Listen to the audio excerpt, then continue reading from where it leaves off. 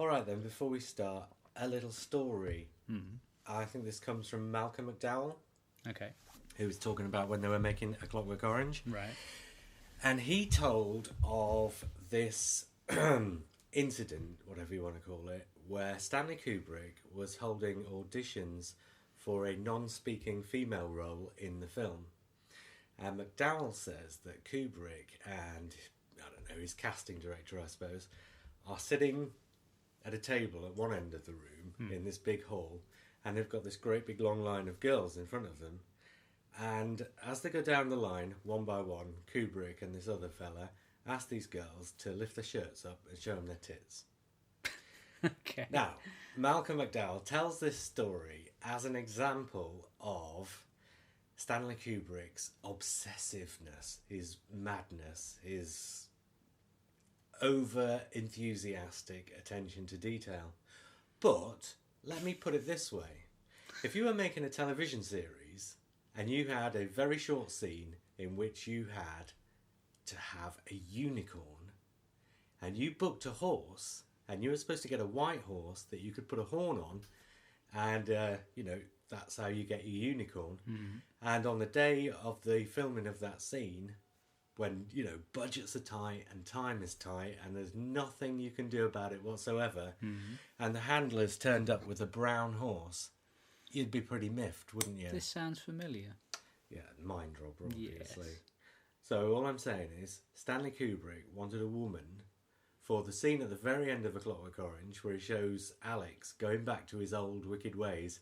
And to show Alex going back to his old wicked ways, there's just one shot for like a minute or something of Alex cavorting with a naked woman.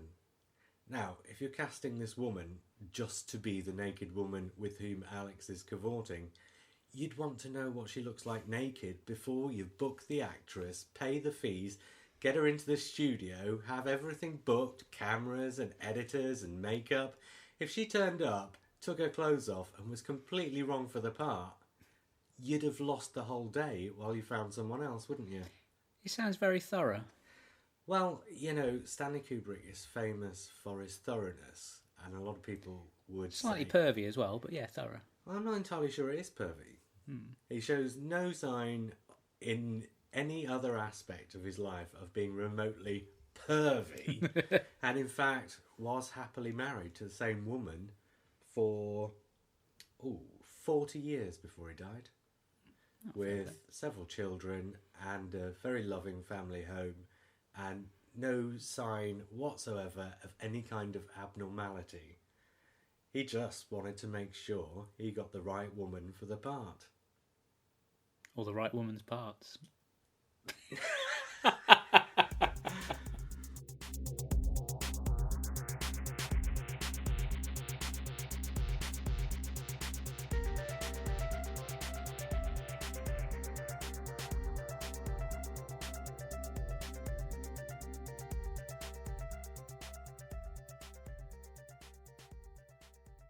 Hi, this is Mark, and welcome to episode 19 of Nerdology. 19. 19. We did this 2 weeks too late. Yeah. 17 is my lucky number. Oh, is it? Yeah. Can you not reorder the podcast? Well, I've been asking you to come on for over a year. And you just, I came on? Yeah, over a year ago. Well, yeah, fair enough. I've been kind of wrapped up in other podcasts. Well, yeah, there is that other thing. Yeah. Mm-hmm. Yeah. So, if you haven't guessed it by now, my lovely guest today is Mr. J.R. Southall. Hello. Of Starburst magazine. Oh, yes. And of You and Who. Oh, yes. And of the Blue Box podcast. Oh, yes. What's the subject for tonight, Mark? It's going to be The Muppet Show. Yeah. I mean, no, it's going to be Stanley Kubrick. So, Mark, tell me your experience of Stanley Kubrick. Very limited, I have to admit. I've got 2001 on DVD, which is a pretty stunning film. It took me several watches to try and get my head round it. Question for you. Go on. Concerning 2001. Did you see it when you were a kid? No. How old do you think you were when you first saw it? Probably... Well, it depends on when you define being a kid or not. Probably sort of 18 or so, I imagine. Right. Because you see, my experience of 2001, when I was, I don't know, maybe 10 or 12, it was one of those, because I was a Doctor Who fan, and when you're a Doctor Who fan, you tend to try and find other things of a similar ilk, right? Yeah. And you don't realise till you're grown up that that doesn't necessarily mean science fiction. Right. So, as a grown-up, my tastes have diverged away from science fiction completely. But as a kid, I just assumed that if I liked Doctor Who, then I should like other kinds of science fiction. And of course, 2001 is one of those legendary science fiction films. So as a kid, I watched it thinking, oh, this will be a bit like Doctor Who. And as a kid, but as a far away from Doctor Who as you can get, I suppose. But as a kid, I loved it because it had spaceships and spacemen and hominids. Well, quite, yeah, absolutely. I mean, you know, monkeys throwing bones at each other, and it's only a short sequence at the start of the film. See, now in today's times, if a director was taking, say, Zack Snyder was going to do his 2001, you'd have some sort of fabulous CGI thing where the bone transforms into a satellite going around the Earth. Whereas, give it its due, when was it made? 68? Yeah, 68 it came out. Even now, it stands up really well. The model shots are absolutely stunning. Do you know that one of the influences on the look of that film was Doctor Who? Would that be The Wheel in Space? No, that would be the Dalek Master Plan. No. Apparently, Stanley Kubrick, obviously by this point he was living in England, and apparently he, I was going to say emailed, obviously didn't email, fly me. He wrote to the Doctor Who production office and said, I'm making this science fiction film down at Borehamwood or Pinewood or wherever it was. Yeah. And we're trying to do all these different things with special effects, and we're trying to make it look as realistic as possible. I saw an effect in your show the other day. I'd like to know how you did it. And the scene in question was in episode 4 of the Daleks Master Plan, where Katerina throws herself out of the airlock. And apparently in the shot, you kind of see her disappearing away from the window out into space. Rather like the shot in 42, where the pod comes off and you see the pod drifting away. Well, apparently in Dalek's Master Plan, there's a shot of Katerina drifting away from the spaceship. Rather like that. And Kubrick wanted to know how they did it. Years later, when I found this out, I actually wrote to his widow and said, I know that Stanley Kubrick has a rather extensive film library in his basement. There's not even the slightest chance he's got all Doctor Who episodes in there, is there? And did you get a response? Yes, she wrote me a nice letter back and said, thanks for writing, and I'm sorry, but no, there's not any Doctor Who down there. Oh, shame. Yeah, but it was worth trying. Yeah. These things are always worth trying. And you never know. He may have had the whole of the Daleks Master Plan down there. He strikes me as someone who is more of an auteur rather than necessarily going out to make populist films. Although a lot of his movies have populist themes. Yeah, yeah. Do you know? Right. Okay. Two things there, and both of them go back to his very early career. One, you could say he was an auteur because he was in charge of every aspect, and that is pretty much the definition of the auteur, or author, of course. But that was only because he didn't have any film training. He just he borrowed money from relatives and, from friends to make his very early films. So he had to learn how to do everything. He taught himself everything. So because he made these very early films, a few shorts and Fear and Desire and Killer's Kiss, entirely by himself, he had to write them, he had to direct them, he had to be the guy holding the camera, he had to edit them, he had to source the music and put the music in, he had to ADR because he was filming without sound, so all the dialogue was recorded in afterwards. He had to teach himself all these regimes and learned every aspect of filmmaking thoroughly. So then, when people start paying him to make films, because he's used to doing it that way, and because he had a nasty experience on Spartacus. Right. But because he's used to doing it that way, he just carries on doing it that way. So that's the auteur aspect. But the other thing is, and this is actually where I wanted to start, so actually we've kind of found our way there by default almost. The first film that Kubrick made, which involved other people's money, strangers' money, and which had a proper distribution deal, his first proper film, in other words, was The Killing in 1956. Right. So what he did, he went out to the library because he knew, after having done Fear and Desire and Killer's Kiss, which Killer's Kiss did, it was well enough made that after the fact, after it was finished, he was able to sell it to a distributor and get it a limited distribution in cinemas across America. Yeah. So he knew that his next film after this was going to be something that would play in cinemas and that would have proper financing, professional actors, and all the rest of it. So he thought, right, what am I going to do? Because his first two films were kind of self-penned things. Yeah. And Killer's Kiss was very much a sort of Pulp Fiction type of a thing. And he kind of, I think, made a sensible decision to do something along similar lines to Killer's Kiss, because he knew he'd had a relative success with that, in that he'd been able to sell it to a distributor. Yeah. So he figured, if I do something similar again, then it's going to work. I'm not going to have any problems with it. Well, he didn't foresee what problems he would have. Took himself down to the library, borrowed a bunch of books out of the Pulp Fiction section, and the one that most took his fancy was a book called, I can't remember if it was called The Killing, I don't think it was. People will have to Google things after this podcast if they want to find out. Anyway, found this book that he thought was perfect.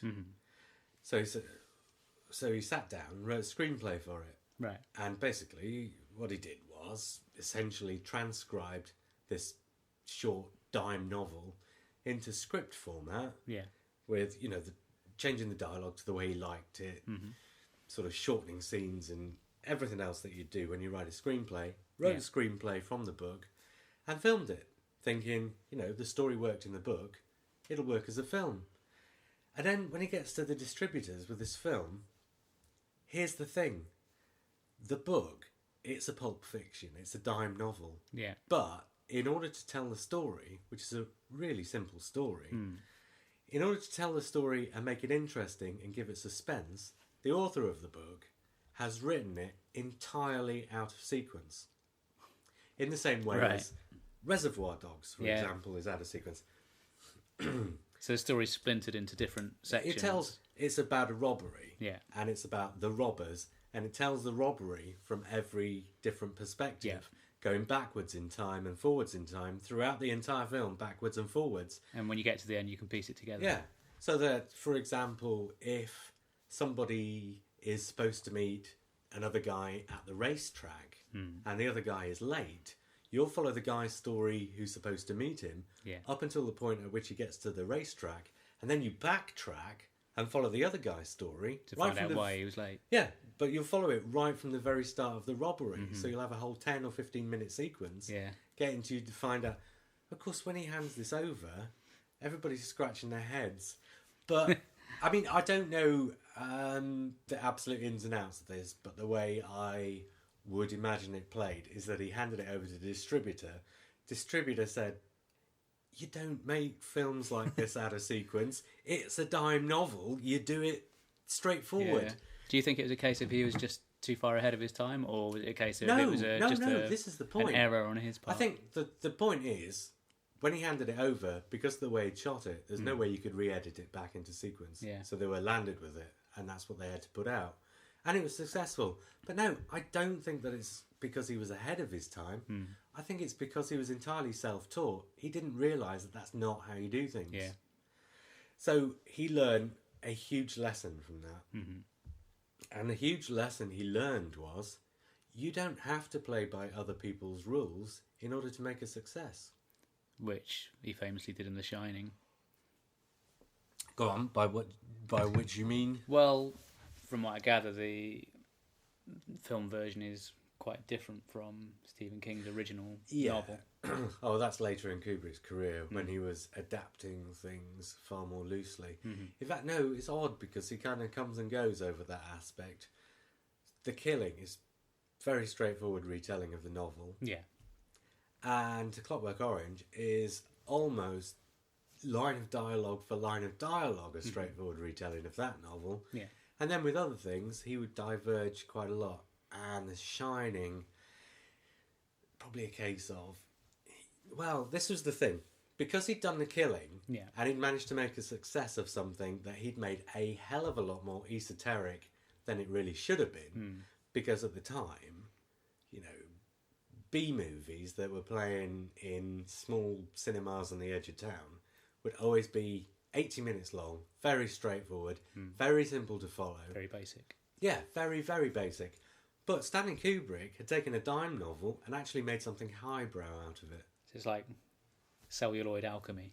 Well, yeah, but the point is, he'd taken something that should have been very lowbrow and made it into something very highbrow just by a process of not pandering to the rules. Yeah. But only because he didn't know the rules. But the point, therefore, is the lesson he's learned, not just that you don't have to play by the rules, but also that you can take a very basic source material and make something much better of it. Yeah. Because if you look at it, if you're going to take a novel like Great Expectations or War and Peace and turn it into a movie, You're on a hide into nothing, aren't you? well, you have to lose a lot of weight of what makes the book good, right? You have to lose a lot of the important stuff. By And the which people I mean, who love the book so much. well, yeah, Who are going to want to go and see it. A won't lot of want the to lose that. experience of reading a book is in subtext, is in what the reader brings to the experience. Yeah. But you can't do that with a film because it's all up there on the screen. So if you take a big novel and fillet it of all the stuff that's not necessary to the plot, then you're going to lose a lot of what makes the book what it is. But if you take a book that's crap and add to it to bring to the screen, you're actually going to turn it into something better than what it is. And essentially, from that point forwards, after The Killing, essentially, and not always strictly, but that's kind of the way Kubrick did things. He would take books like The Shining, Yeah. or I think it's The Short Timers by Gustav Hasford. I can't remember. I've got my cheat sheet here, but I can't find it. To make Full Metal Jacket. He didn't always take bad books by any stretch of the imagination, and he didn't always take, you know, cheap, crappy, naff books by any stretch of the imagination. But what he would do is take relatively simple books and turn them into something far more complicated by adding to them rather than taking stuff out. Yeah. And, you know, it's always been my... I can't remember the word I'm thinking of, but it's always been my assertion that remakes, per se, adaptations, and a remake is only an adaptation of a previous film. Remakes aren't a bad thing per se, but, and I've said this on the podcast, and you know exactly what I'm going to say, you don't remake something that's good because you're always going to suffer by comparison. Yeah. You remake something that's not very good in order to, you know... improve on it. Exactly. And it's the same with adaptations. Yeah. And I've always said that remakes and adaptations are a perfectly valid art form, just as long as you don't do the stupid thing. Yeah. And 90% of people do the stupid thing. And Kubrick has made an entire career. Every single one of his films, I think, is based on a novel or a piece of prose work of one form or another, from The Killing onwards. Yeah. Or even if they were originals, he would bring in an author and work from that author's original script. Dr. Strangelove, Terry Southern. Yeah. I think Dr. Strangelove's the only original that's not actually based upon anything. But he brought Terry Southern in and said, give me an idea. And Terry Southern wrote the idea out. And then... so you had a framework to build and then on. Stanley Kubrick essentially made the film out of the idea. And they collaborated on the screenplay. Kubrick always collaborated, not always, but almost always collaborated on screenplays, because he one of his other contentions was, if you collaborate with somebody else on the screenplay, you won't always end up with the same screenplay, I suppose. Yeah. Plus, if they're collaborating with you on the screenplay, they won't just rewrite what they've already written. But between the two of you, you will somehow come to a third place that's in between the two, that is neither entirely Kubrick or entirely his author. And so 2001, for example, seeing as that's where we came in, Arthur C. Clarke. but it's unlike anything Arthur C. Clarke wrote. If you read anything that Arthur C. Clarke wrote, It's based on the Sentinel, isn't it? yeah, and if you read the Sentinel, you never would get to 2001: A Space Odyssey from the Sentinel unless you brought in Stanley Kubrick, and between them, Kubrick and Clarke found that place in the middle that's 2001: A Space Odyssey. And it's the same with The Short Timers, which became Full Metal Jacket. And it's very much the same on Eyes Wide Shut, which is based on Traum Novelle by Schnitzler. If I'm getting the names right.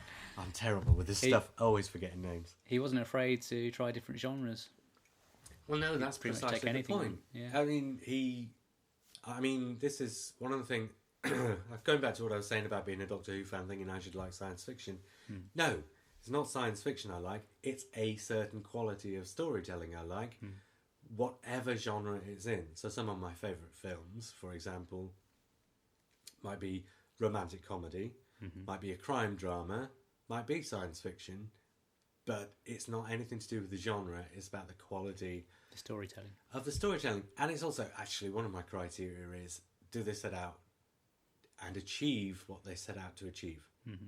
Because, for instance, you can watch the naffest movies, and if they've achieved on everything, the Final Destination films, they're, bunch of poppycock, but at the same time, they're tremendously good fun. They're popcorn movies, aren't they? Yeah, they are. Yeah. And they absolutely achieve on all the aims that you set out to achieve with that kind of a film. And they're brilliant. I wouldn't write theses on the Final Destination movies. You wouldn't write what? Theses. Oh, theses, sorry. I wouldn't do that either, right? No. But you know what I'm saying? You don't complain about a film as a piece of rubbish just because it's not the kind of thing you like, even if it's a very, very good example of the kind of thing you don't like, because if it's a very, very good example of the kind of thing you don't like, it's still a good movie, it's just that you don't happen to like it. Whereas with me, I happen to like all sorts of different movies, depending on the quality. And and Stanley Kubrick. And this is probably why I like Kubrick so much. Or maybe because I like Kubrick so much is why I like such a wide variety of different things. Because with Kubrick, it wasn't about the genre. It was about what he could do with the source material. He didn't care where the source material came from. If he thought he could do something with it, he would do it. And also, there's a theme running through all of his work, which is, and so there might be in all sorts of different genres, but they all essentially tell a very, very similar story. And the theme he always has in all of his films, I can't think of one which doesn't. Adversity, the individual in adversity. Even 2001, which is the most different, the biggest chunk of 2001 is those two guys on the spaceship. Yeah. And it's not about them and Hal necessarily per se, although the Hal thing comes into it. Yeah. It's about being stuck on a 9-month journey with one other person and absolutely nowhere to go and nothing to do. One thing that struck me, because I hadn't watched it for quite a while, I watched the DVD again earlier today, was just how much of the film there's no dialogue. No. He's quite happy to let it play out, and the choice of music is just inspired. Oh, the whole it is. docking scene and all that. You know, kind that's of an stuff. accident, a happy accident. Really? Yeah, because what Kubrick did was, I mean, this was another thing he taught himself. Self-taught editing is an art form, and today more so than ever, actually. But in order to edit, you have to have. Oh, there's my. You have to have a text message, yeah. In order to edit, you have to have a text message. No, in order to edit, you have to have a sense of the rhythm. Yeah. And in order to get a sense of rhythm, what Stanley Kubrick would often do is put a piece of music on a temp track, Right, yeah. edit the shots to fit in with the music, then take that music off and put the score on afterwards. Yeah. And Howard North, who had written the score for Spartacus, wrote the score for 2001, and Kubrick had put all these temp tracks on. Yeah. And he usually used classical music, or I think sometimes he used previous film scores. Yeah. I may be mistaken him with Lucas or Spielberg, who also did or does that, possibly. But anyway, he put all these pieces of classical music on, and then when the score came in, he tried it with the score, and he just realised that it was perfect as it was. It worked better with the temporary tracks. Yeah. But Howard North's score, if you want to find out, isn't available on CD or was. Can be tracked down. So you can find out what 2001 should have sounded like had Kubrick not decided to go back to the temp tracks. So if you had to pick a definitive Kubrick film, is there such a thing? Can you just narrow it down to one film you think, yeah, that really sums up why I think he's such a great director? Or is there such a body of work? About his theme, actually. We'll come back to his theme in a bit then. Sorry, just finishing my cup of tea there. Definitive Stanley Kubrick film. Well, not 2001. That's probably the most out of sync with his other films. Yeah. But only because what he does in that film, he does in a much more subtle way. Even though he's doing pretty much the same things as in the other films. Definitive Kubrick film, I'd like to say Barry Lyndon. Right. Or Paths of Glory, actually. Those are my two favourite Stanley Kubrick films. But I'm not just picking those two because they're my favourites. I think they're probably my favourites because they're the most definitive. They both do what Kubrick does in all of his films, and they both do it in such an exemplary fashion. And they're probably the two that have the most emotional kick as well. We'll come back to why in a bit, because there's several other things we should talk about first, probably. Yeah. One of which, and if 2001 is about how far your knowledge of Kubrick stretches, you probably won't have got this, because I can imagine you watched it this afternoon, right? Yeah. Did you laugh?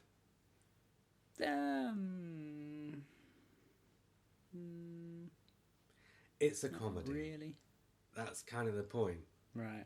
All of Kubrick's films are comedies, but they're not laugh out loud comedies, and they're not. I'm being a bit disingenuous here. They're not comedies. There is a very rich vein of very dark humour based on irony. Yeah. There's a sardonicism that runs throughout his entire films, because not only is he talking about in his films putting the individual in a pressure situation, but also he's looking at the bizarre and unexpected ways that they react to those situations. So all of his films from start to finish are absolutely chock-a-block with people doing the oddest things. And I don't mean that in a sort of not in a literal way. No, I don't mean it in a in the kind of sense of jackass. I'm just... Although Slim Pickens sitting on top of a bomb as it's going out of a bomb door is pretty jackass. Well, Dr. Strangelove is probably the most overt example. Dr. Strangelove's the one Kubrick film where you can sit there and actually cackle like a hyena all the way through. And all his maddest ideas are put up on screen in the most literal, mad form. Yeah. But in the other films, which all came from books, and this is another reason why he would choose these books. He'd always choose books with a sardonic sense of humour or a sense of irony, or something that he could turn into a sense of irony. Because Shining, probably, I don't think I've ever read the Stephen King. I can't imagine he got that sardonic humour out of the book. Stephen King does have quite a lot of humour in his books. I must admit I haven't read The Shining, so I don't know for sure. I'm not entirely sure it would be as sardonic as Kubrick's. But there's something powerful and shocking and at the same time absolutely hilarious about finding a box full of pieces of paper with "all work and no play makes Jack a dull boy" written, typed up, in a different format on every single sheet. Somebody else pointed out once, another filmmaker would have shown you the first 5 sheets, but Stanley Kubrick actually filled the entire box with pieces of paper with that typed up on it, so that he could go through the whole box. Mm-hmm. There's another thing that Kubrick found very amusing, and that you only really get if you know. I think you only really get the humour if you know Kubrick. Mm. Do you know what I mean? Yeah. Which is like I've never met him, obviously, but I think if you can understand how his brain's working, you can see the things that he finds funny that he puts in the films. Yeah. And Shelley Duvall, Yeah. going through that box, finding all these pieces of paper on, and it's a long shot. He really holds the shot. Yeah. He never cuts quick. He would just hold on this shot for like 45 seconds to maybe a minute and a half or something, with her just turning over sheet after sheet after sheet after sheet with the same thing written on all of them, with typos and everything. Yeah. And Kubrick, as well as the fact that that's disturbing and frightening and weird and jolting, but it's also very, very funny. Yeah.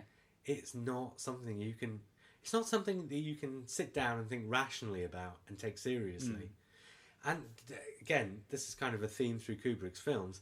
He looks at people behaving irrationally, puts it on screen in a way that maybe is disturbing or surreal, or kind of the response you trigger in an audience with that is, this is mental, this is insane, this is frighteningly so. And you look at Dr. Strangelove, the ideas are frightening. Yeah. But with Dr. Strangelove, he made the comedy overt. Yeah. So that you laugh at how frightening it is. Whereas in The Shining, red rum, red rum, red rum, cheer at how frightening it is.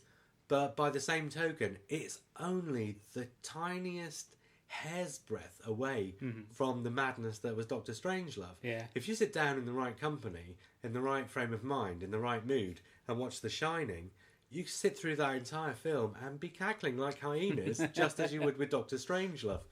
But again, if you sit down with different company in a different mood, you can sit there and shit your pants.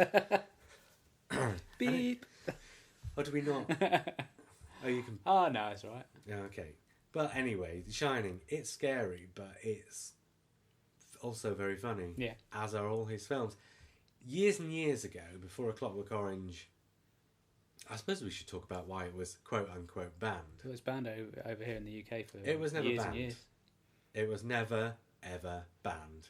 A Clockwork Orange has never been banned anywhere. Okay, it wasn't available for sale. Yes. Stanley Kubrick withdrew it from circulation. Didn't he make a different cut or something to get the rating lowered? Or did No, Clockwork Orange was always an X. In fact, it might be a 15 now, because it's probably been reclassified for Blu-ray, and a lot of the stuff that would have got it the X certificate when it first came out. No, the point about A Clockwork Orange is, talking about recutting, we'll come back to that, okay? Because there's some very important stuff to consider when you talk about Kubrick recutting. Yeah. But A Clockwork Orange played in Britain. Yeah. And in one cinema in London in particular, it played constantly, every day, for a whole year.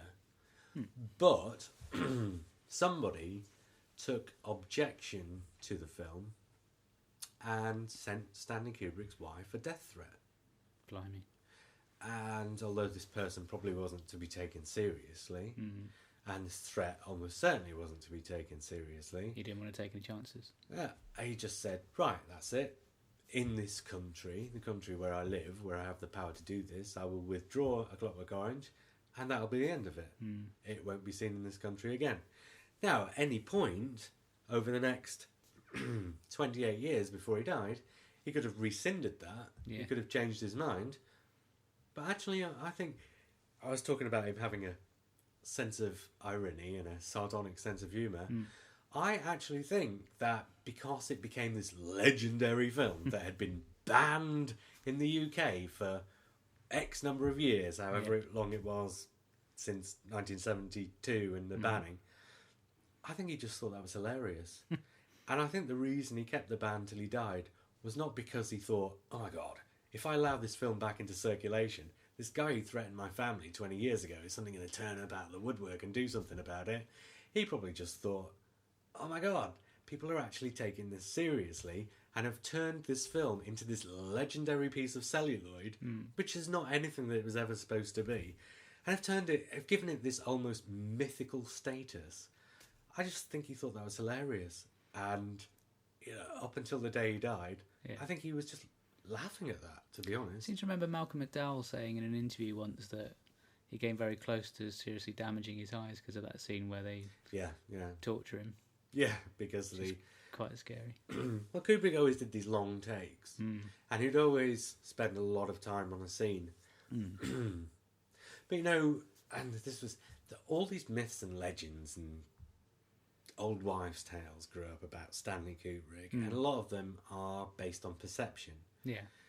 And it goes back to what I was saying right at the very start about him getting all these women to show their breasts so he could find the right one with the right breasts for the scene at the end or whatever.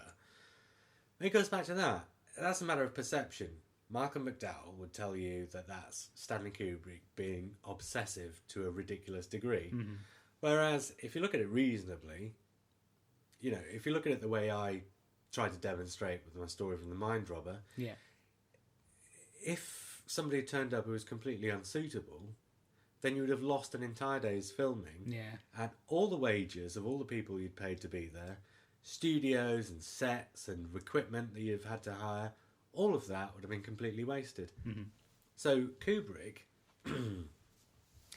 he famously said that in a filming day, the cheapest thing, the absolute cheapest part of the equation is the cost of the celluloid. You got the hire of the cameras, the hire of the actors, makeup, wardrobe, set designers, fitters and fixers and electricians and technicians and everything else. But the cheapest part of the equation is the celluloid. And often he would just film the same scene over and over again until he had it the way he wanted it. Which some people would say is perfectionism. But if you look at the way his films are put together, and this is why people, and Tom Cruise and Nicole Kidman are a perfect example, wanted to work with Kubrick. They knew that he wouldn't make them look stupid. At the end of the day, any performance an actor gives, a performance an actor gives on a stage is going to waver in... It's ephemeral. Yeah, well, no. Between the start of the play and the end of the play, the actor is not going to be able to keep up the same level of concentration throughout the 90 minutes or however long it is. It's going to come and go. Some parts of that play he's going to be better in, and other parts he's going to be kind of walking through it. Because, he's just getting through it. So what you're saying is that his way... with a film, it's the same. An actor's performance in a film is not going to be at the top of the actor's game throughout the entire thing, unless you're Stanley Kubrick and you film each scene with the actors at the top of their game, and you keep working till you get there, and you can cut all those scenes together so that from the very first minute to the very last minute of one of Stanley Kubrick's films, every single actor in every single frame of every single scene of the entire movie is giving their best performance.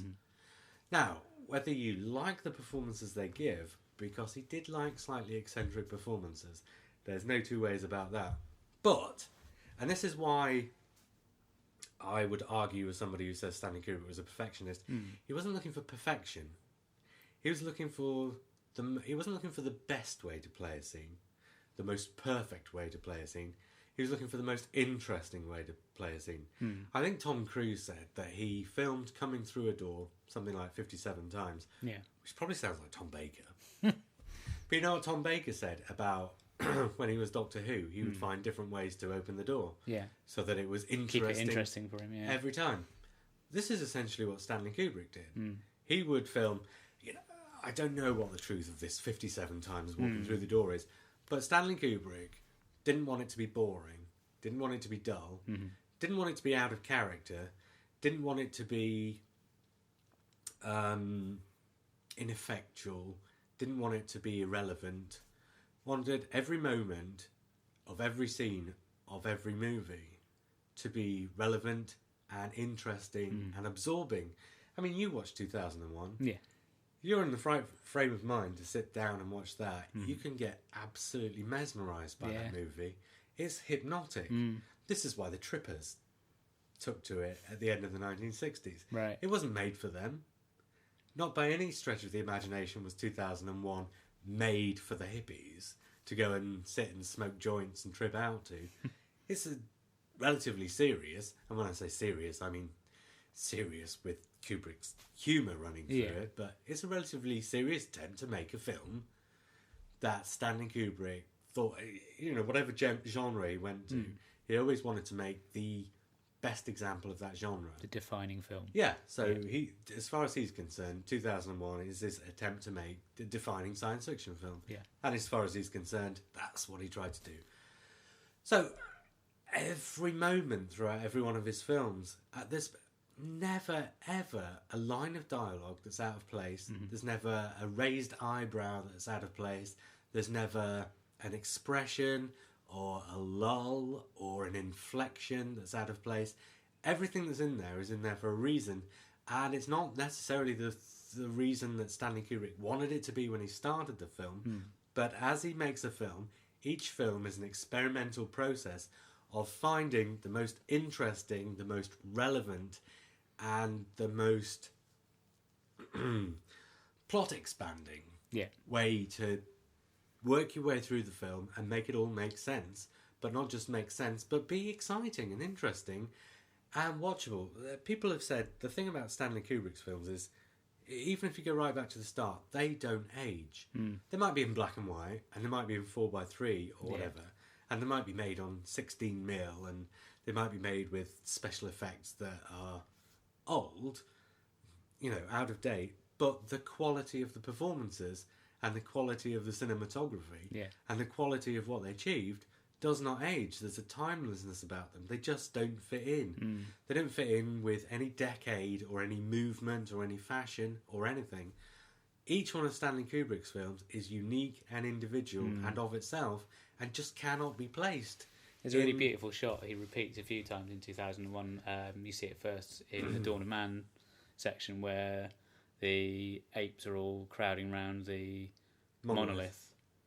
And you've got this shot looking up from the bottom of the monolith up to the top, and you can see a crescent moon and the sun directly above it. Yeah.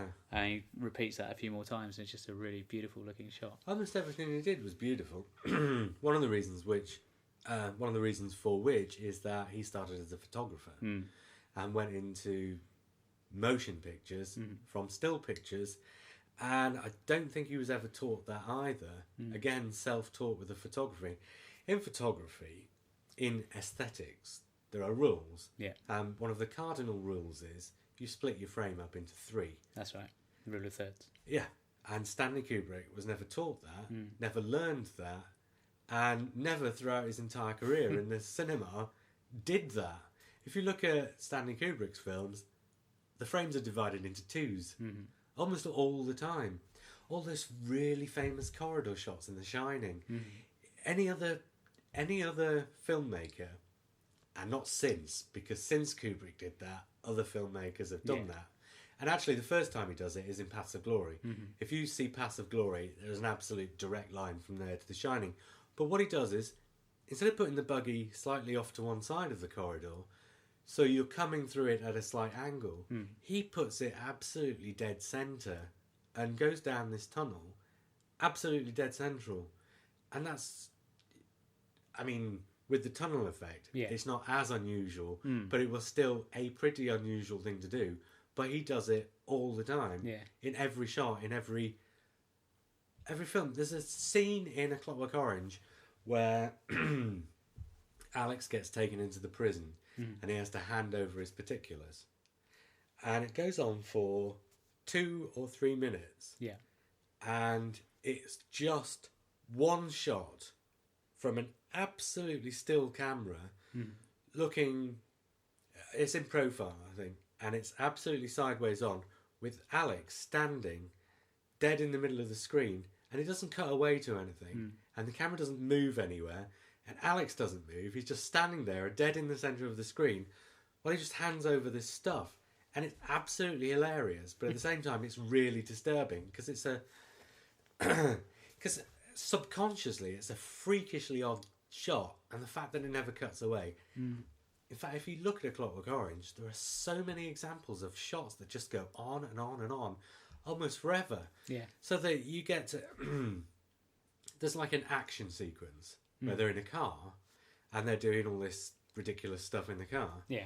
And any other director would be changing the shot like this all the time. Changing the angle, changing the perspective, changing the shot. Yeah.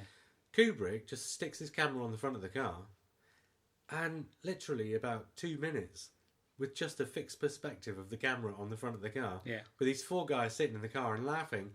And all the things that they do while they're in the car, you have to kind of guess at because you see the aftermath of what they've just done. They're like knocking over bins and stuff like that, right? So you see the bins going down the side of the car and coming up behind the car. But you don't see them hit the bins because the camera is just fixed on the front of the car on their 4 faces as they're doing it. And after 3 seconds, with any other film, you'd be expecting a cut. And after 5 seconds, you're actually starting to want the cut because that's what you're subconsciously expecting.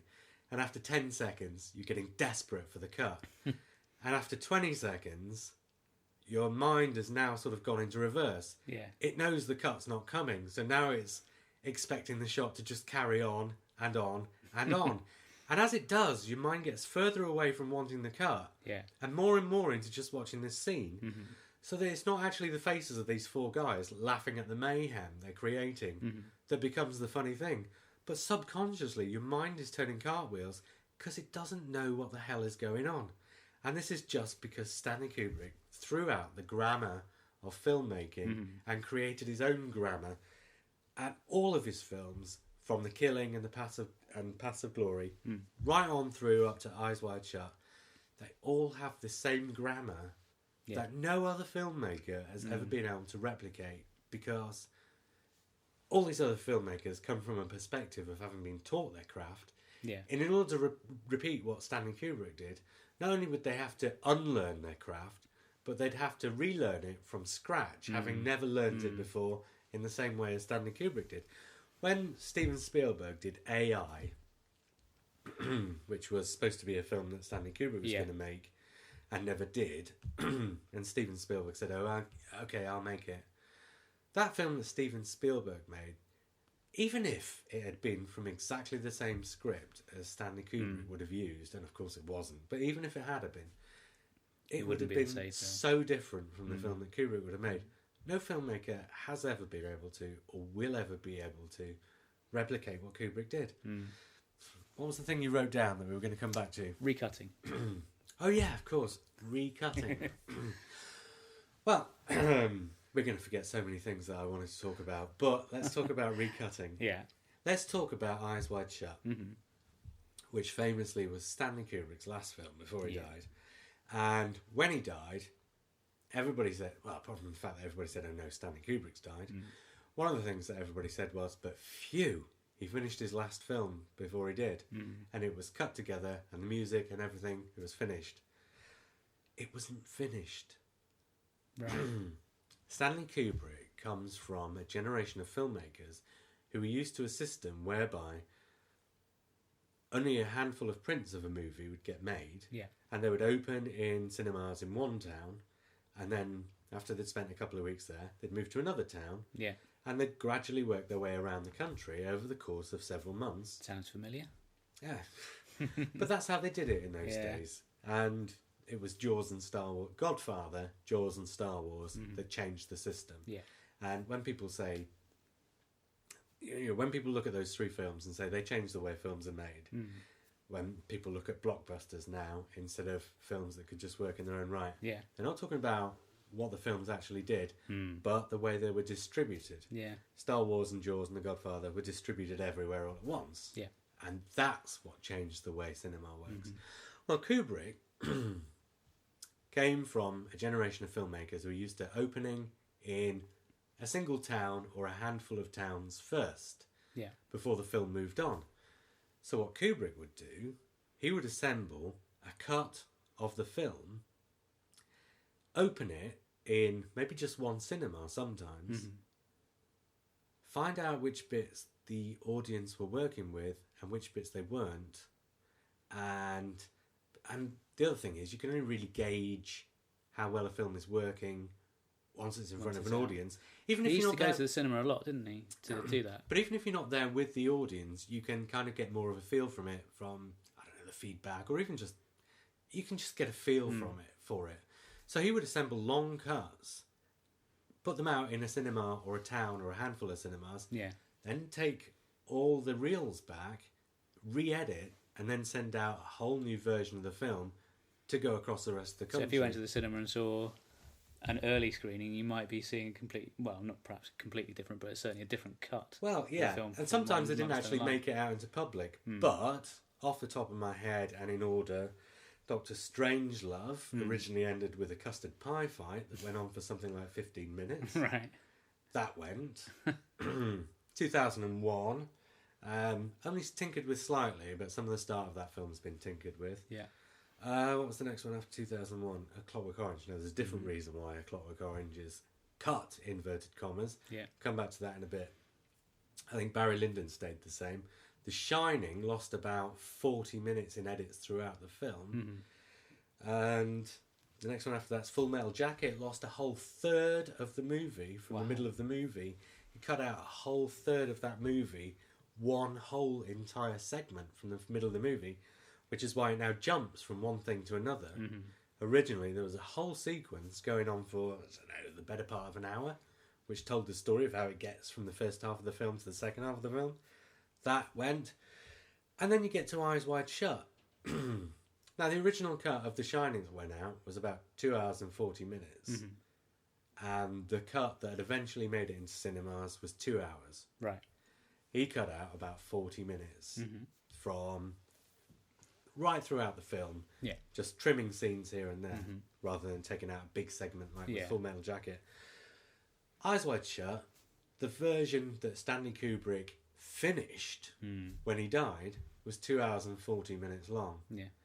Now, if you look at his history and the way he made his films, there is no reason not to suppose that the version of Eyes Wide Shut that would have made it to the cinemas would have been 2 hours long. Yeah.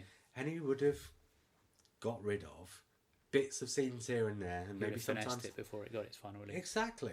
There's a scene in the middle of that film that's quite pivotal with Sidney Pollack in a bathroom, but standing by a snooker table, or both actually. But it's 40 minutes long or something, somewhere between 20 and 40 minutes long. Yeah. It doesn't hold up for that amount of time. And it wouldn't have been that long if Kubrick had finished that film. Yeah. So, Eyes Wide Shut, instead of being Stanley Kubrick's last great film, is Stanley Kubrick's last bloated non-masterpiece. But only because he never finished it. Yeah. When they put out those special editions on DVD years later, I do wish that somebody had had the good sense to actually sit down with Eyes Wide Shut with the members of Stanley Kubrick's family that used to, his son-in-law or brother-in-law, which is, I can't remember his name, Jan Harlan, used to work quite closely with him when it came to all this kind of stuff. Yeah. If somebody had sat down with him and said, look, Eyes Wide Shut should have been 2 hours rather than 2 hours and 40 minutes. How about we try and assemble what Stanley Kubrick might actually have ended up with? And even though they wouldn't have made the exact same edits as he would, I think they could have made a better film of it. Yeah. And I would like to have seen that film, because Eyes Wide Shut is probably the film of Stanley Kubrick's that works the least well. And that's why, because it's too long and too slow. And it would never have been fast. There's not necessarily any fault of his. No, because he died before he had the opportunity to do that to it. I think he finished that edit a few months before he died. And if it's anything like me, and probably like many, many, many millions of other people, if you're working on something, I like to get it finished and then leave it for a bit and then come back to it with fresh eyes and see what needs doing to it. That's just a standard way of working, isn't it? Yeah. So I think Stanley Kubrick finished that film, set it aside for 6 months, would have come back to it, would have tinkered with it, would have made it better. And of course he never got the chance to. Clockwork Orange, interesting story about that. On a similar kind of a subject. And this ties in with The Shining as well. I'll come back to The Shining in a moment. The novel of A Clockwork Orange has, I think, 3 acts of 7 chapters each. And the version of the book that was put out in America, for some reason, omitted the last chapter. Right. So when Stanley Kubrick... the last chapter is the redemption. Right. Because it's about... Do you know A Clockwork Orange? Vaguely, I've not watched it, but... Well, anyway, Clockwork Orange is about this bad lad, this bad sort, and they try and make him into a not bad sort, and it doesn't work. And at the end of the film, he goes back to being a bad sort. But at the end of the book, there's an extra chapter, because I think he's supposed to be like 14 or 15 during the course of the book.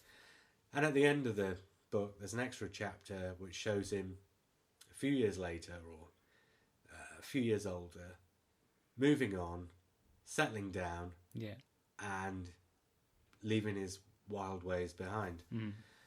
Now, because Stanley Kubrick had a copy of the American version of the novel, he didn't film that last scene, which is part of the reason why A Clockwork Orange is so notorious, because it appears to show that your bad ways are a good thing if the people who want to tamper with them and turn you into a good person are even worse than you are. And of course the moral of that book is not, it's good to be bad, but that's what the film appears to show, because that final chapter never made it into the film. So that's part of the reason why Kubrick got this death threat or whatever it was, because this person had obviously said, you know, you're evil, you've made this film that's about being evil. And on the subject of The Shining, going back to the editing, because Kubrick was living in England and his deal with Warner's was about final cut and final say in England, but in the rest of the world, different rules apply. Well, the version of The Shining that's on DVD in America is the 2 hour and 40-minute version. Okay. Because they obviously said, well, more is obviously good, and they still had a copy of the 2 hour and 40-minute cut. So that's the version they put on VHS and DVD and Blu-ray. So if you buy a copy of The Shining from America, you'll get, well, actually, because of the changing frame rate between cinema and television, it's about 2.5 hours. And that's the wrong version. I've obviously got it and I've obviously seen it, and it's not as good a film. There is extra stuff in there. One of the things that's less good about it is that in the shorter version, the director's cut, if you will, he leaves it ambiguous as to the nature of the ghosts. I mean, obviously, throughout the entire film, Jack Nicholson is talking to people that are only in his head. Or are they? Are there actually ghosts there, and is he talking actually to ghosts? Now, the American version kind of spells it out in black and white, whereas the British version kind of doesn't. I mean, they're both slightly ambiguous on that point. It's a bit like Blade Runner. Right, Similar sort of thing to Blade Runner, really. But yeah, the two different versions of The Shining tell a slightly different story in that respect, which is probably not a good thing. Technically wise, he was quite an innovator, wasn't he? Well, he was, only insofar as he always had an idea of what he wanted to do. And like I said before, he always wanted to do things in the most interesting way. And because he'd grown up and taught himself, and because he'd never had the rules laid out to him, he's one of these people, and I like this, and I like to think there's maybe a little bit of this in me. He's one of these people who says, well, I've never learned the rules, and insofar as I'm concerned, there are no rules. Because if you learn... I mean, this is... I always think this is the worst thing about bands who've been taught to play music in a music class. You kind of learn the technical stuff.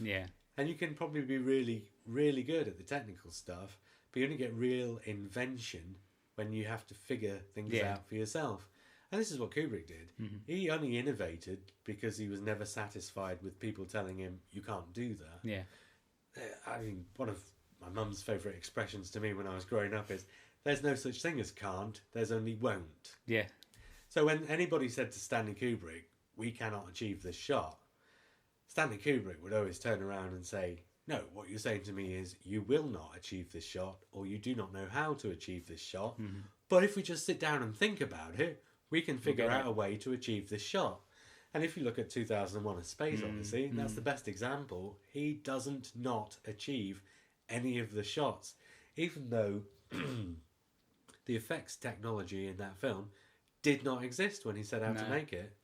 They created that themselves, you know, in a shed. That was a huge inspiration to George Lucas when he came to make Star Wars. Well, yeah, and I think it's Doug Trumbull who's one of the effects guys on that. And he went on to make Silent Running, which was also pre-Star Wars. And if you look at Star Wars, people think it revolutionised effects. And it did, because George Lucas did something with that film, which was the motion control cameras that had never been done before. But if you look at Silent Running, it's not a million miles away from the effects in Star Wars. And actually, it's only because that film's kind of been forgotten that Star Wars looks as good today as it does. Wasn't Kubrick one of the first ones to use Steadicam? Yeah, he's using Steadicam. Actually, Steadicam in The Shining appeared on screen after it did in Destiny of the Daleks. Although Stanley Kubrick probably filmed that stuff before. I don't know what the timeline is. But yeah, brand new camera. And Stanley Kubrick has the opportunity to use this brand new camera, and of course he's going to. Yeah. But he actually, instead of just using the camera, he actually gets the guy who's created it, or his chief operator. Yeah. And the guy who's... the expert. The expert. He says to him, right, I'm not just paying for the camera, I'm paying for you. I want you to come down to our sets. And we'll... and you've probably seen this on documentaries, but the Steadicam is supposed to be held at head height. Yeah. And the way it operates is that it's on a sort of framework that fits across your body, which makes the camera really light. But it's like swings and pulleys. There's like all this technical stuff going on in the framework that makes the camera really light. And also it's got like a system of suspension so that when you move, it doesn't move with you, but kind of holds its position, which is why it's so steady. Yeah. Hence the Steadicam. Well, Stanley Kubrick said, yeah, but I want it down at the height of this buggy. And the man said, it can't. He said, it's this high. That's how this framework works. It's this high. You can't have it down there. And Stanley Kubrick said, there's no such thing as can't. And between Kubrick and this guy, either the operator or the creator, whatever, the expert, they actually took the camera apart, worked out a way of fitting the lens at the other end of the framework. But by doing so, essentially, they had to turn the camera upside down. Right. So then they worked out a way of getting the lens to... And it's not just as simple as turning the lens over. You actually have to get the film to feed through in a different direction in order to not get... well, basically the film upside down. Yeah. So, I've got a bit of a cold here. So they've actually got the film feeding through the camera backwards and the camera turned upside down just to create those shots. But that's the perfect example of there's no such thing as can't. Because if there's a will, there's a way. You know, if you want to do something, unless it's like, you know, I want to jump off the top of a building and go upwards instead of down. You know, as long as you're not fighting the laws of actual physics, there's always a way. And that's what Kubrick did. Changing the subject entirely, Clockwork Orange. Going back to the subject of humour in Stanley Kubrick films. Years and years ago, I had a friend who was... Well, I think he was learning film for about 15 years, to the point where he was actually teaching film before he'd finished learning film. Right. But anyway, he was teaching film. And he knew I was a huge Kubrick fan, and because he knew that there was all this stuff about Kubrick, about the cameras, and about all the stuff I've been talking about, technique and everything else, he would often come to me and sort of pick my brain. Yeah. And then go off and teach it, the cheeky bugger. But the point was, he'd never seen A Clockwork Orange. Right. And this was while it was still withdrawn, before Kubrick died. This would have been, I don't know, early to mid-90s. And obviously I had picked up a American VHS or something. I had a copy of reasonable quality as well. It wasn't like a really bad pirate copy. It was a reasonable copy on VHS of A Clockwork Orange.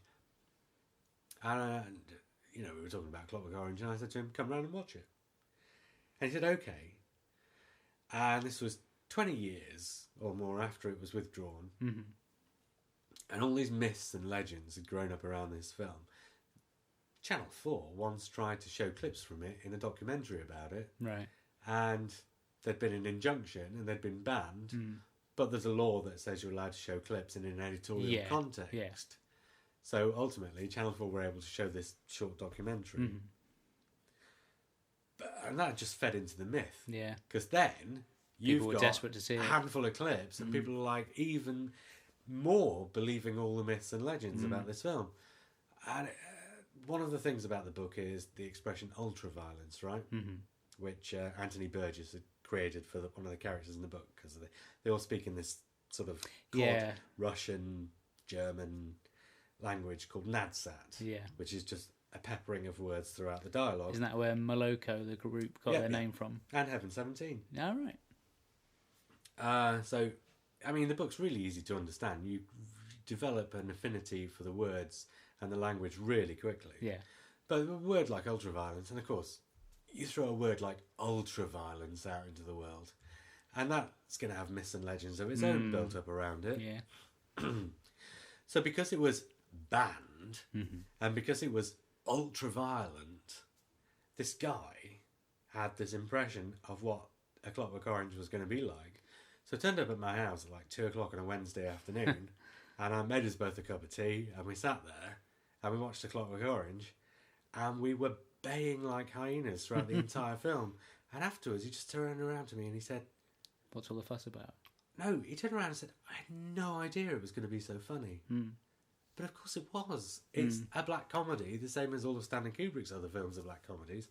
And actually, in terms of putting the madness up on screen, as you could probably tell from earlier when I was talking about that shot in the car, A Clockwork Orange is pretty damn close to Doctor Strangelove in many respects. And that's probably another thing that threw a lot of people, that it's ultra-violent. Yeah, so he expected it to be really gruesome. And he'd expected something that was really gruesome, violent, graphic, and with a really serious like a video tone. nasty sort of setup. Yeah. And actually, it's a black comedy.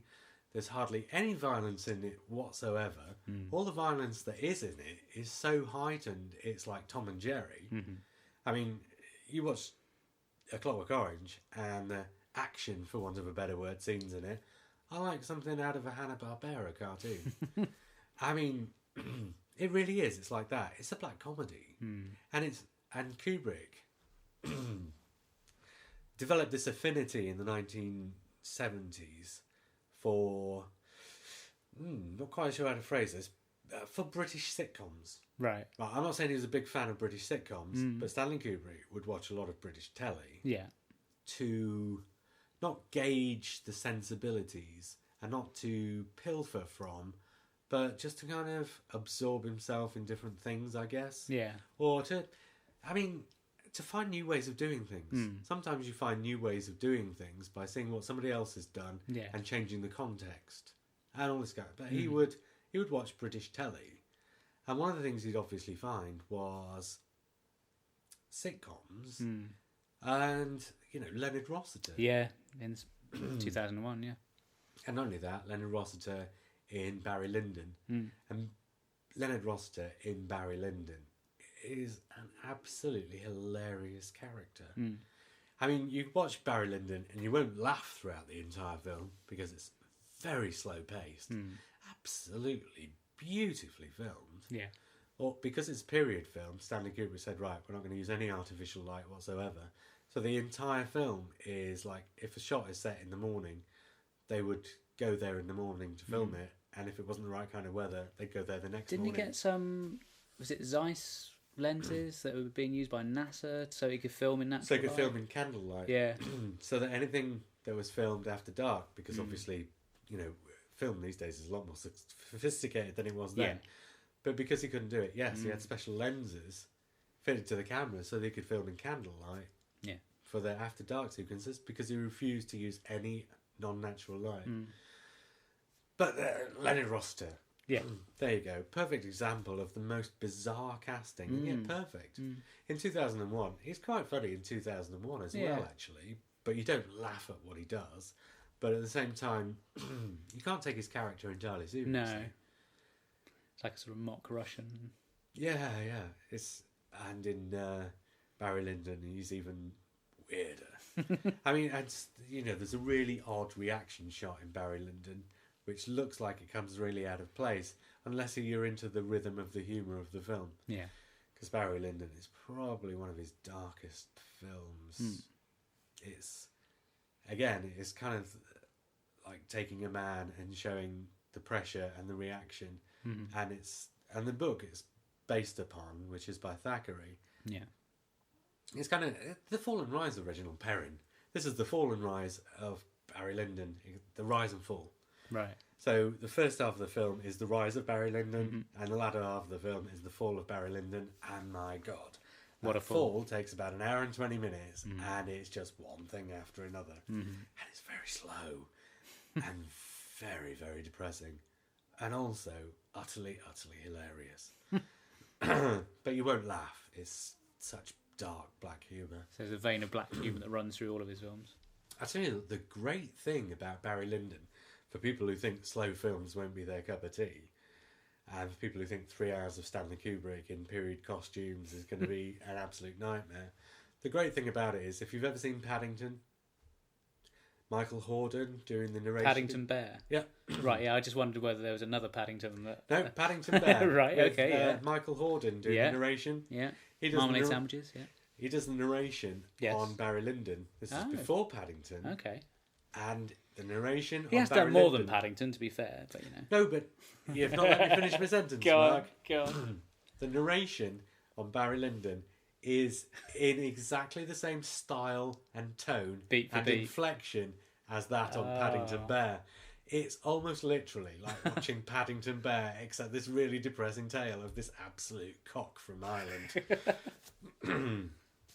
During watch that now.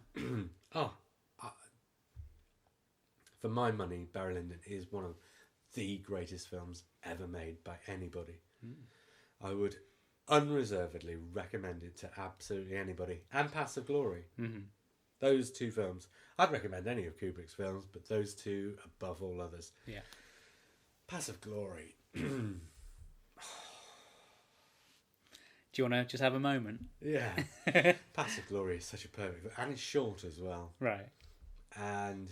Well, this is the other great thing that Kubrick learned early in his career, as well as the fact that you don't play by the rules, and as well as the fact that, in order to make something profound, you don't take something that's already profound and take the profundity out of it. You take something that's not profound and add the profundity into the mix. And when I say profound, I mean a bit disingenuous. That's not really the word I'm looking for, but you know what I'm saying. Yeah. In order to make something worthwhile. Yeah. But the other lesson he learned with Paths of Glory was, and he learned this as well with The Killing, but in Paths of Glory he told it with a straightforward narrative. But he learned something about emphasis in that film, because in Paths of Glory there's about 4 stories all going on at the same time. Right. And most films would have a text and layers of subtext. Yeah. There's an A plot and a B, C, D plot, whatever. But in Paths of Glory, instead of having the emphasis all on one of those 4 plots, he has all 4 plots going through the film, more or less in tandem, and more or less with the same emphasis. Right. So that it's only really when you get to the end of the film and almost the very, very, very end of the film that you actually know what the film's about. Right. There's, well, I don't want to spoil it too much for people. There's a sort of war story. Yeah. And there's a sort of, not disaster, a tragedy. There's a war story and a tragedy. Yeah. And right at the very end of the film is only in the second to last scene that you fully understand that the entire thing's not really a war film at all. And it's not really a tragedy at all. And it's not a human drama about the people who are in it at all. It's actually a political satire. Right. And you don't get that until the penultimate scene. Because all those 4 stories have had equal importance with one another throughout the film. No other filmmaker would have done that. Yeah. They would have had an A plot and the subtexts would have been hidden away in the B plots. But Stanley Kubrick put everything right up on top and learned and developed and established a new technique. Which is... So everything's there to see on the screen, but through sleight of hand, you don't finally realise until the very end. You don't understand until the second to last. And only because there's one more scene right at the very, very, very end of the film that almost has nothing to do with what you've seen, but that absolutely puts the nails into the coffin. Almost on all 4 plots. This one scene at the end. Like a crystallising moment. And funnily enough, the scene at the end, I'm not going to spoil it by saying what it is, the only female character in the entire film is just in this one scene at the end. And after he made this film, Stanley Kubrick married this woman, and that's the woman he was still married to when he died. The one I wrote to about the Doctor Who episodes. That's her in that film. Wow. No, but yes, that is... It's not even like a deception or a twist. It makes perfect sense when you watch it, and it's not one of those moments where you suddenly go, oh, so that's it.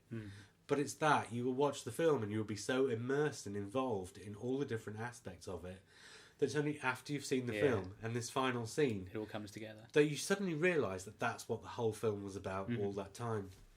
And you're right, it's a kind of sleight of hand, but it's only because he didn't know, again, not to do that. He wanted to make this story. I think it's from a novel. I could be wrong. We should have looked this up. I should have looked this up before I came. But this story that he wanted to tell, and he just made the story that he wanted to tell without referring to the way he should be telling the story. He just made the story. Yeah. And then, of course, again, when this film comes out, it's a bit of a shock for all sorts of reasons. And one of the reasons is it's got Kirk Douglas in it. Right. And Kirk Douglas was instrumental in the breaking apart of the studio system from Hollywood in the 1940s and 50s. Right.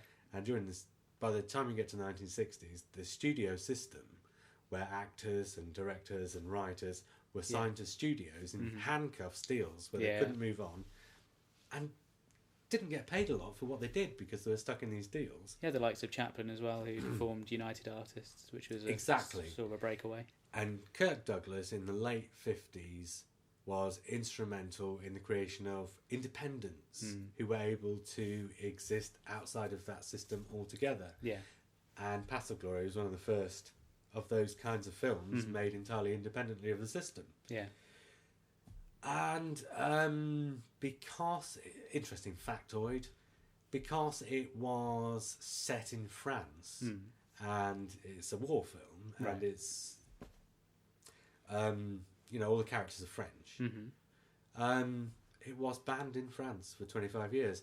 That is the only Stanley Kubrick film that's ever been banned. That's crazy.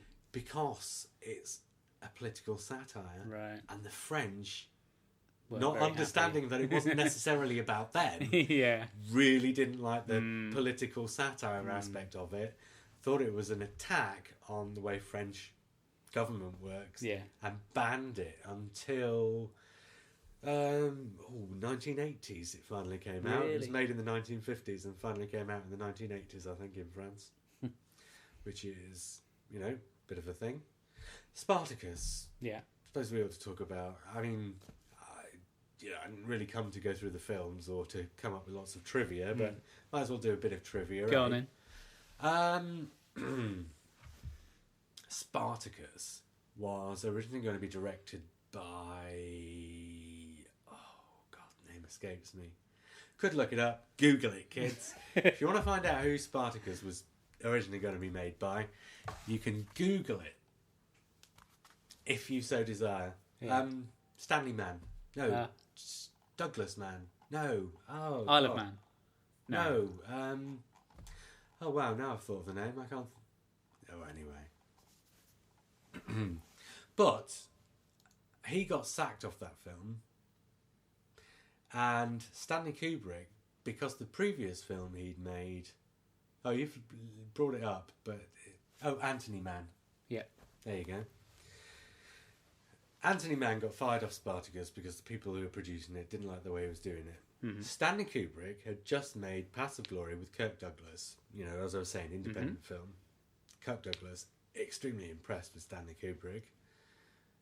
And Kirk Douglas is the star and one of the producers of Spartacus. And when Anthony Mann gets fired, Kirk Douglas rings Stanley Kubrick up and says, need a director for this quick. Will you come in and make this film? Yeah. Okay, there's now two bits of trivia, so I'll do the most trivial first. The film that Stanley Kubrick was making at the time he got the phone call was One-Eyed Jacks with Marlon Brando. Okay. He hadn't actually started work on that, but that was the film he was next set up to make. So the minor Would have been piece an of interesting combination of those two. Well, yeah. Minor piece of trivia is because Stanley Kubrick left that project, you know, so close to it going into production, Marlon Brando stepped in, and that became Marlon Brando's first and I believe only film as director. Right. But only purely because there was nobody else to do it, and Stanley Kubrick had just left. It wasn't that Marlon Brando wanted to direct a film. No. It was that there was nobody else, and he stepped in at short notice and took it on himself. So One-Eyed Jacks, famously Marlon Brando's first film as director, and only, I think, only happened that way because of Stanley Kubrick. Yeah. But the main piece of trivia, if you want to call it trivia, is Stanley Kubrick then comes in having only written, directed, produced, shot and edited films by himself for his entire career up to that point, then gets brought in on somebody else's film with somebody else's script, with somebody else producing it. The whole crew there, pre-picked by someone else. Yeah, who've already been working with another director they weren't happy with. And essentially, I mean, Spartacus is not a Stanley Kubrick film. He directed it, and there are moments in Spartacus when you can tell it's directed by Stanley Kubrick. And the script, oddly enough, and maybe because Stanley Kubrick started bringing some of his own stuff to it, but I don't think so, actually. But perhaps it's because it was Kirk Douglas, and Kirk Douglas has a similar sensibility as Stanley Kubrick does in terms of character and dialogue. The script and the characters are not unlike you would get in a Stanley Kubrick film, but the production is so unlike a Stanley Kubrick film. It doesn't, to me, look or feel like a Stanley Kubrick movie, and I think it's the least representative. I don't really consider it a Stanley Kubrick film, to be honest. And yet you called your dog Spartacus and not Barry. Well, that's because we were naming him after the true person rather than the character as played by Kirk Douglas. And yes, it was me that named that dog, actually. Yeah, I'm surprised. Yeah, so there's a little piece of trivia about Spartacus. Do you know what we haven't mentioned? Lolita. I'm just looking at the screen now. You've got them up on screen. You know, there's another piece of not trivia, a myth about Stanley Kubrick, since we seem to be doing a myth-busting episode, is that he was like this loner who shut himself away in this house, was a complete recluse, all these kinds of things, couldn't work with people, everybody he worked with hated him afterwards, and that's patently not true, because there's only one Stanley Kubrick film that does not feature actors that either had worked with him before or would go on to work with him again. Actually, quick quiz, where's my cheat sheet? Right, you've got the names of all the films on the front of there. Quick quiz for you, Mark. Which of all those films do you think is the one that does not feature actors that haven't been in another Stanley Kubrick film? I'm guessing it's going to be Eyes Wide Shut because he wouldn't have worked with Tom Cruise. No, there is an actor in Eyes Wide Shut who worked on a Stanley Kubrick film before.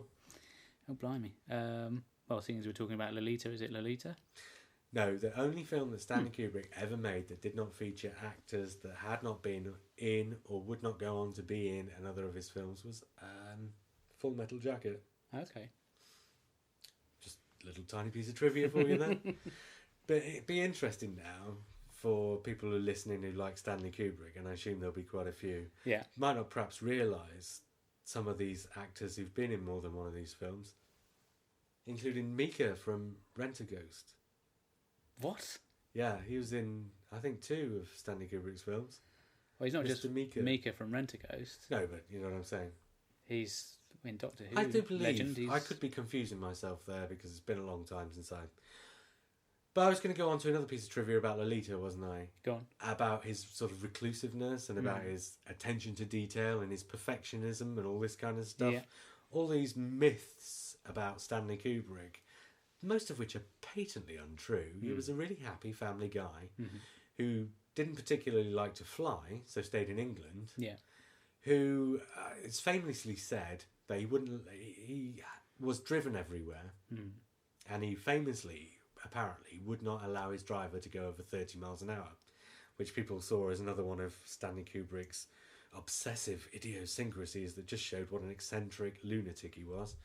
But actually, the truth of the matter is he got driven everywhere because he was usually working. He'd either be on the phone or he'd have his typewriter or he'd be typing stuff up. Yeah. And the fact is, if you're driving at 30 miles an hour and you're typing or on the phone, you can type or talk on the phone, whereas if your driver's going at 60 miles an hour, patently you can't.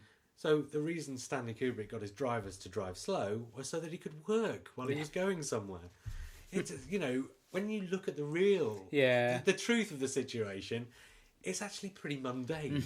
Whereas if you look at the myth, it's pretty damn stupid. Yeah, it's true. It's true. But Lolita, there is one scene in Lolita that absolutely and utterly punctures a gaping hole through all these myths. Something that a perfectionist who was obsessive about every tiny little detail, who was a recluse, who would never wanted to be seen on screen, and all this kind of stuff. There's a scene in Lolita, a really, really pivotal scene at the end of the movie, which is one of Stanley Kubrick's signature 2 minutes from a single camera shot. And for the entire scene, a dialogue between 3 characters where they're all standing absolutely still, just talking, just imparting with huge swathes of irony some really important information about the characters before you get to the very end of the film. And throughout the entire scene, Stanley Kubrick's shadow, as lit from the studio light behind him, is standing, or is on the floor, the shadow on the floor, in between these 3 characters, while he smokes a cigarette or something and gives instructions to the cameraman with his arms waving this way and that every now and again. You can tell it's Stanley Kubrick by the way he's standing, if you know what Kubrick's posture is. Silhouette. Like. It's Stanley Kubrick. And there he is, you know, as bold as brass, in a shadow, puncturing the 4th wall of a really important scene at the end of a Lolita. Obviously, they'd probably done that 6 or 7 times, and that was the best take. Well, it's just, he knew it was there. There's no way on earth he would have committed that shot to celluloid. I mean, he knew that was there when he was filming it. There's no way you can miss it. I mean, it's one of those things. It's a black and white film, and I suppose if you're really wrapped up in the film, you could possibly not notice it. But as soon as you know it's there, you can't help but see it. Yeah, and it's like so obvious. It takes up like a third of the screen. I fail to see how you could miss it. There's no way he could have missed it, and certainly not in the edit. And if he'd have been that much of a perfectionist, he would have got those actors back together and reshot that scene. He knew it was there. He probably thought it was absolutely hilarious. Because, like I say, Stanley Kubrick had that kind of a sense of humour. For someone who was quite a visual director, do you have a favourite moment from a Kubrick film that do you know what? People do this, don't they? Favourite shot from... 2001 in particular, people will say, oh, the shot went such and such. Mm. No, I don't think I do, really. I would say one of my favourite sequences... Well, I'll go back to the two films I was talking about. Mm-hmm. That very last scene at the end of Paths of Glory, Yeah. that has nothing to do with the film, but turns the entire film on its head. That is a beautiful, beautiful, beautiful scene. Mm. And will probably make you cry. And there's not many moments in Stanley Kubrick films that'll make you cry, but that probably will. Mm-hmm. Certainly if you're in the right frame of mind when you watch it. Yeah. And in Barry Lyndon, during the rise of Barry Lyndon, before the fall of Barry Lyndon, there's a short sequence where he... I don't want to give away anything of the plot, but he's wandered off on his own. Mm-hmm. And he's wandering through strange countryside in foreign countries that he's never been before, on mainland Europe. Mm-hmm. And he just comes across this girl in a house in the middle of nowhere whose husband's gone off to war, and he just spends a night with her, and there's nothing lurid or about it, but the music that Kubrick chooses to go with that scene, and you don't see what happens with them, really. You just see them meeting, and it's all told in voiceover. Yeah. Hardly any dialogue. There is a couple of lines of dialogue, but most of it's in voiceover. But between the Michael Hordern voiceover, the performances of the two actors, the music that Kubrick's chosen to score it with, because this is post-2001, so he's done an all-classical score again, and the cinematography, which is just beautiful. That scene is just absolutely lovely, and even more so when you know what happens throughout the rest of the film, Right. because there's some really nasty and really dark stuff in that film, and you see this beautiful, lovely little scene. It's about 1 minute to 2 minutes long, and when you know what else happens, it's just so poignant. Yeah. It's Barry Lyndon. If you're listening to this and you've never seen Barry Lyndon, seek it out. One of the best experiences you'll ever have with a movie. It's going to have to go on our love film list then, I think. I think so. Oh, Full Metal Jacket. MICKEYMOUSE. Mickey Mouse. Honestly, that piece of music never felt the same again after that movie. Well, obviously Alexei Sayle used it as well for Alexei Sayle stuff, so that's... Did he? Yeah. Oh, before or after? After. Oh, well. I think. It might have been before. Maybe that's where Stanley Kubrick got the idea, but I shouldn't think so. After. And I wonder what it cost him to license, because I would have thought he must have had to. But I tell you what, that scene at the end of Full Metal Jacket works in the same way as that scene at the end of Paths of Glory, although it's entirely different, and the result of it is entirely different. But the fact that it makes you readdress everything that's happened before in the film, in a really subtle way, because it doesn't comment on it. It kind of does comment on it, but it doesn't comment on it in the way you think it does, and it makes you rethink it all. And that's how Paths of Glory ends as well. I suppose that's like a little Stanley Kubrick thing. So, during the course of this week, apart from genning up on Stanley Kubrick... Which I haven't done. As you can probably tell, my memory's a bit woolly. It's probably been about 5 years since I last watched any of these films. What have you been enjoying recently that you could recommend to our listeners? You know what I've been enjoying. I tell you what I'm enjoying now is Endeavour. Okay, yeah. TV series. Yeah. Obviously, I was a big fan of Morse. And obviously also... Well, not obviously, but being a big fan of Morse, I'm also a big fan of Lewis. But Lewis... Much as I liked it, Lewis was slightly thinner than Morse. There's a kind of density about Morse and a kind of opacity about opacity about the plotting. I could never work it out in Morse who was going to be, and yet it was always entirely logical. Yeah. But there was always so much subtext and so much character going on. Whereas in Lewis, by about halfway through each episode, I pretty much knew who'd done it. Yeah. But Endeavour is going... With Endeavour, I am generally guessing, but not as soon as I would with Lewis. Right. And probably only because by now I know the forms. You know, the tropes and stuff. Yeah. Endeavour's much more going back to the feel of Morse than Lewis really did. Which would make sense. Well, yeah, but you wouldn't expect it, because I think a lot of the people who work on Endeavour are people who worked on Lewis. In fact, the head writer is Russell Lewis, by a strange coincidence, who was the head writer on Lewis, or one of the head writers. So you wouldn't think it would be that much different. And when they did the pilot last year, I was expecting it just to be Lewis in the 1960s sort of thing. But it's not.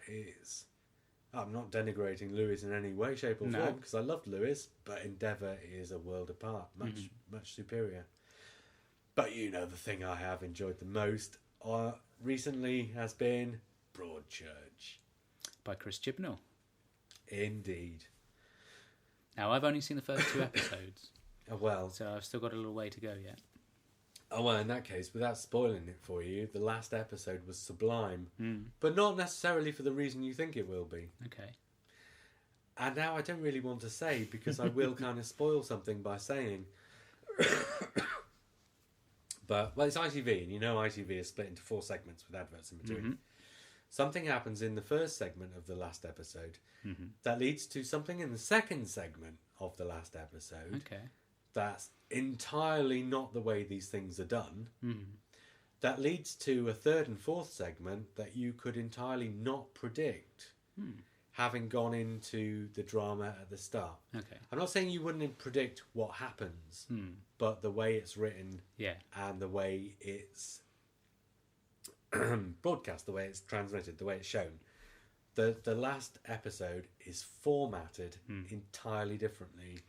It's been getting a lot of praise over here, which for people perhaps listening in the States or further afield, ITV generally gets looked down upon, I suppose, really, doesn't it? Well, they tend to, with their middle and lowbrow programming, they tend to... It's kind of lowest common denominator, really. It is, but it's not just lowest common denominator. They have to sell themselves because they have to sell advertising. It's a commercial enterprise, Yeah. But so they need to rack up the numbers. So the middle and lowbrow material tends to just be for as wide a demographic as possible. Whereas some of their highbrow stuff is really, really good. Things like Foyle's War and Endeavour. Yeah. But even so, they tend to be quite easy to get into. You don't even really need to like detective dramas to be able to follow and become involved in a detective drama. But Broadchurch was something entirely differently. It told a 2-hour story across 8 hours of television.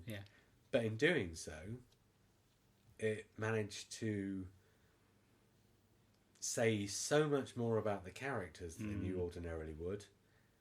But not just that, it's the tone of it and the speed of it and the pace of it. Is that down to the writing or direction or a bit of both? A bit of both, because when he wrote it, he wrote, 50-minute episodes for a 50-minute slot. But he obviously wrote into the script that it would play out at this pace. And they do have a pretty decent cast in that programme as well. Yeah. But the thing about it is, it's not the cast, and it's not the writing, and it's not the music, and it's not the cinematography, and it's not the direction. It's a combination of all 5 of those things that come together to create a tone that is utterly, utterly unique in television. I've never seen a television programme that felt remotely like Broadchurch did. Some of these... There've been a few comparisons with the foreign killing language and things like that, ones from Scandinavia, a show on BBC 4. I guess I've not seen a lot of that. And actually, the British language version with Kenneth Branagh has slightly the same feel as Broadchurch did. But with Broadchurch, it's not just that, it's the speed. Half of the feel of it is the speed at which it moves. You just often go off for like almost a minute of just a character walking on a cliff top with music. And to see that in an ITV drama is unheard of. I'm just really glad that it's been such a success, because it kind of proves to people that you don't always have to go by the book and by the numbers to have a great success. And it's become like a proper water cooler thing as well. It's nice to see them take a bit of a risk as well on. Yeah, well, he just commercial wrote this thing, and stage. I think he told me that it just happened to be luck that kind of a spot came up, and they gave it to him. Because you write for Starburst and you get to Interview speak people like to that. people Yeah. like Chris Chibnall on a fairly regular basis. But the weird thing is, the other day on Twitter, I think it was just before the last episode went out, maybe the day before, and the kid who plays the one who dies right at the very start, Yeah. he was on there, and I think Chris Chibnall had retweeted him, so he came into my timeline, Yeah. and he said, and it just like a 5-word tweet or something, and all it was, so who did shoot JR? So I came in with, hang on, I'm not being shot. But at the end, so we had a short conversation, but it transpired that his dad, this kid's dad, because I don't know how old this kid is, but Yeah. you know, young teens, if not pre-teens. Obviously, his dad had said to him that this whole fuss about Broadchurch reminded him of Dallas and Who Shot JR. Yeah. And it has been. It's properly been a thing that people have been talking about. And Twitter's just been mad on I've had Broadchurch to avoid my nights. timeline when it's being shown because we're kind of behind on it. I don't want to Spoil find it out for what's going yourself, because there's though. pretty much a running commentary on it. So Yeah. that tends to be a good indicator that people are enjoying it. Oh yeah, it's I think it's had something like #1 drama above even things like Lewis and Endeavour in the viewing figures. Yeah. I think it's just stunned everybody really.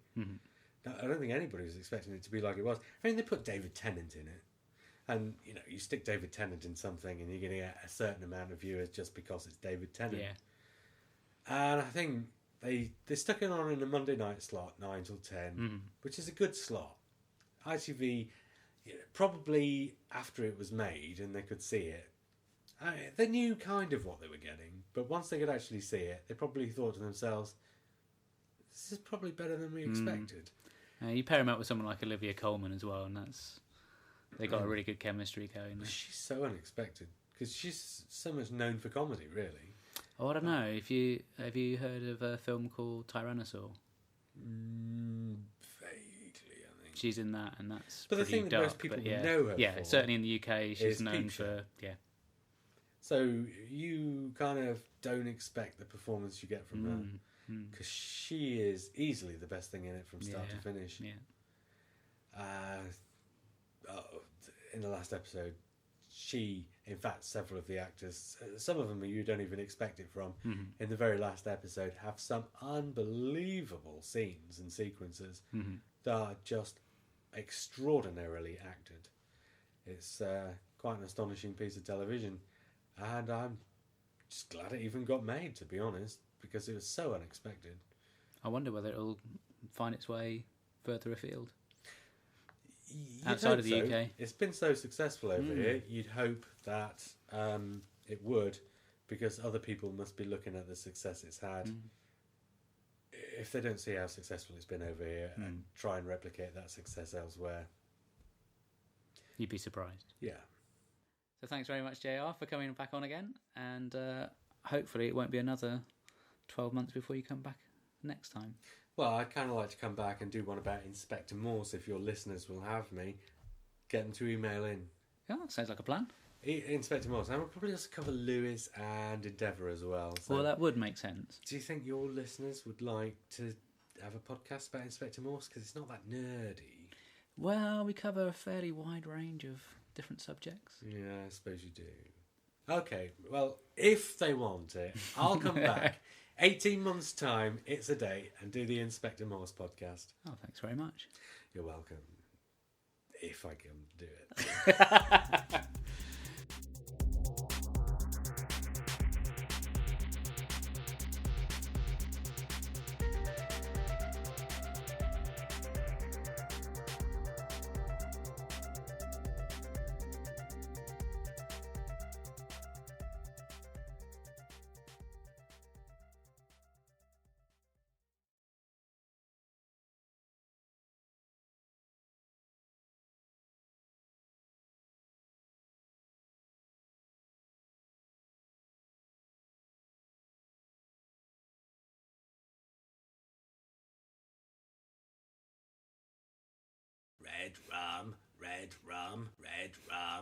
red rum.